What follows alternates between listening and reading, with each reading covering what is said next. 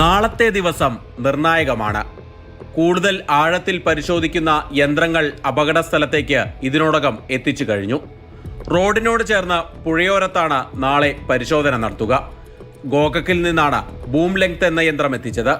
60 അടി താഴ്ചയിൽ വരെ പരിശോധന നടത്താൻ ഇതുകൊണ്ടാവും. Already we have bought the machinery and we have loaded. I have shown you which, and morning by 6:30 we will start our work. MLAയുടെ നിർദ്ദേശപ്രകാരമാണ് ഈ സ്ഥലത്ത് പരിശോധന നടത്തുന്നത്. കേരളത്തിൽ നിന്നുള്ള രക്ഷാപ്രവർത്തകരും ഇവിടം ആഴത്തിൽ പരിശോധിക്കണമെന്ന് ആവശ്യപ്പെട്ടിരുന്നു. അതിനിടെ പുഴയിൽ നടത്തിയ റഡാർ പരിശോധനയിൽ സിഗ്നലുകൾ ലഭിച്ചിട്ടുണ്ട്. ഇത് ലോറിയുടേതാണോ എന്ന് സ്ഥിരീകരിക്കാൻ ഇനിയും സമയമെടുക്കും.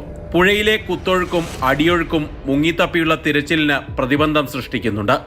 നാവികസേനയും ദുരന്ത നിവാരണ സേനയും ബോട്ടുകളിൽ നദിയിൽ പലയിടത്തായി പരിശോധന നടത്തിയിരുന്നു. ആർത്തലച്ചു പെയ്യുന്ന മഴയും ചീറിയടിക്കുന്ന കാറ്റും രക്ഷാപ്രവർത്തനത്തെ പലപ്പോഴും തടസ്സപ്പെടുത്തുന്നുണ്ട്. നദിയുടെ അടിത്തട്ട് വരെ ചെന്നെത്താവുന്ന യന്ത്രക്കൈകൾ ഉപയോഗിച്ചാണ് നാളത്തെ പരിശോധന. 60 അടി താഴ്ച വരെ എത്തുന്ന ബൂം എന്ന യന്ത്രത്തിന്റെ സഹായത്തോടെ തിരച്ചിലിന് ഫലമുണ്ടാകുമെന്ന പ്രതീക്ഷയിലാണ് രക്ഷാപ്രവർത്തകർ. വിനോദ് മറാഴയ്ക്കൊപ്പം അങ്കോളയിൽ നിന്നും KB ശ്രീധരൻ, മാതൃഭൂമി ന്യൂസ്.